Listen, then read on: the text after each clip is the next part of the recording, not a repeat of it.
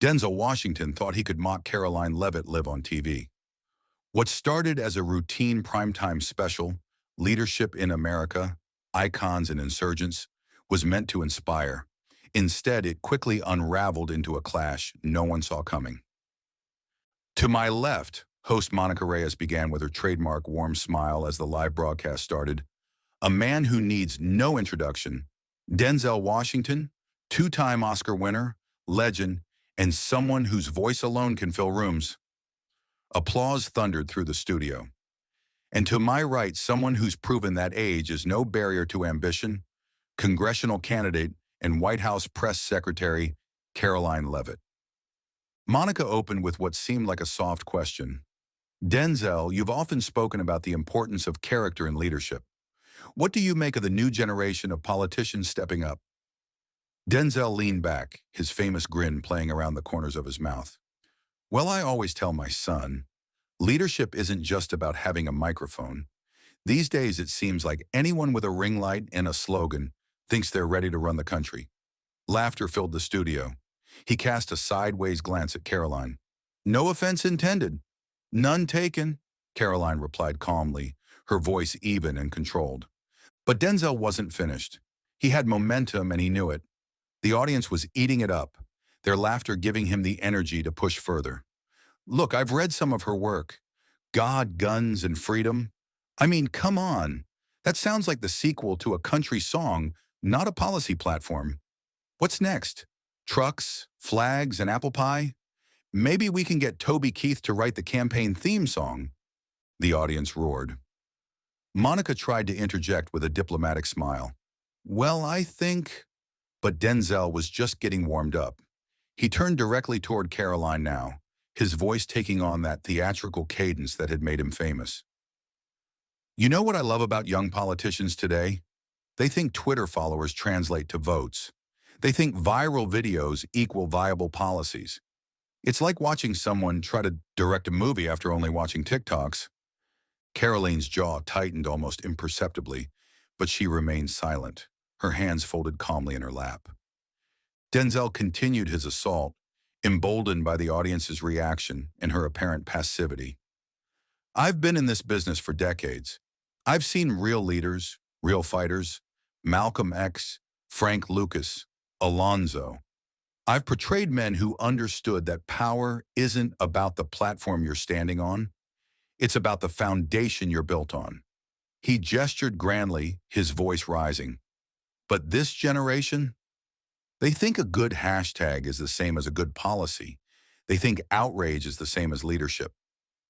Monica, sensing the segment was getting dangerously one-sided, tried again. Karoline, would you like to respond to... But Denzel cut her off with a raised hand and that megawatt smile. Oh, I'm not done yet. You know what really gets me? The entitlement, the assumption that because you can get a crowd to cheer, you can get a country to change.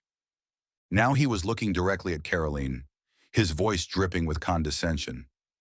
I see these young faces on the campaign trail, and I think, what have you done? What have you built? What have you sacrificed? Leadership isn't about being loud. It's about being right. And being right takes time, experience, wisdom, things you can't get from a college course or a campaign workshop. The laughter was becoming scattered now, some audience members beginning to shift uncomfortably. Denzel pressed on, sensing he might be losing some of them, but unable to stop himself. I respect ambition, I really do. But there's a difference between ambition and delusion. There's a difference between confidence and arrogance. His eyes locked on Karoline's.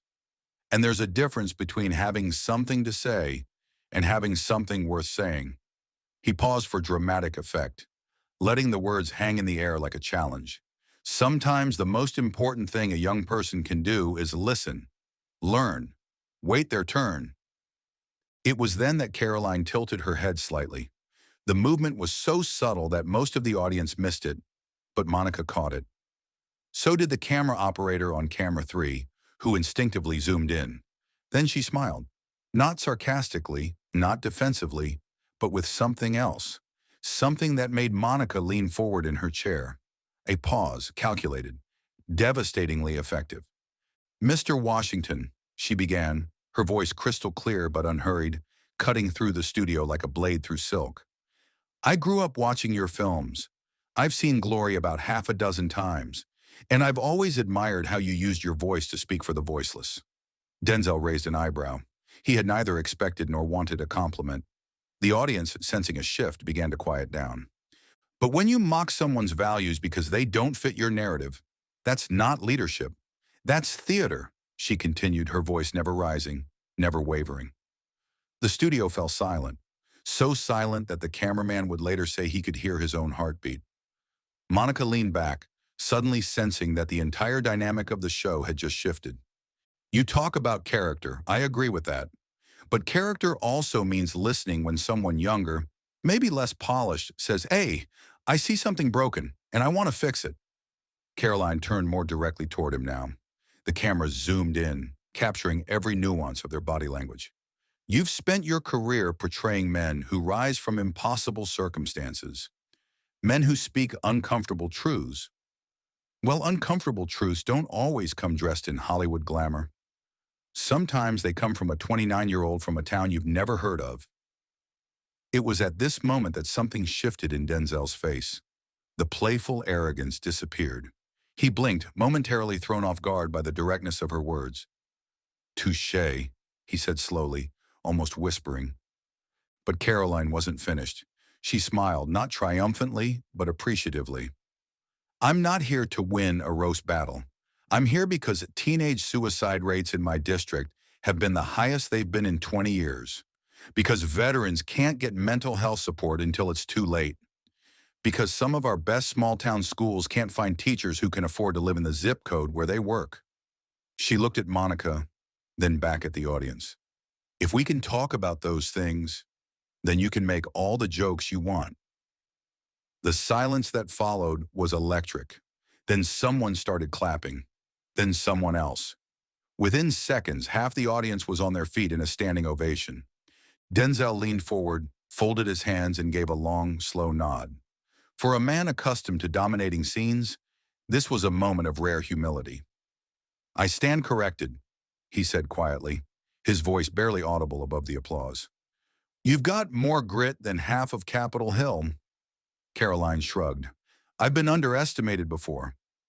Denzel stood up, walked over to Karoline, and extended his hand. "Respect," he said simply. She shook his hand. "Mutual,"